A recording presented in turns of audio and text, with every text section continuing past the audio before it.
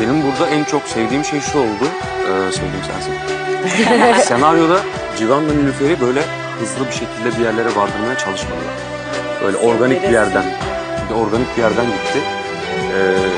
Bence bu kadar iki zıt insanın bir araya gelmesi de gerçek hayatta da çok organik görünmese de aslında en organiklerden biri.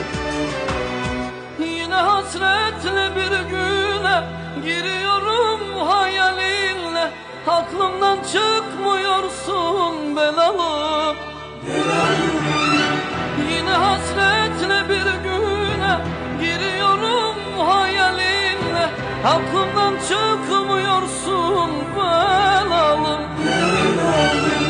Sensiz geçen akşamlarda yine başım belalarda, mutlu musun oralarda belalım?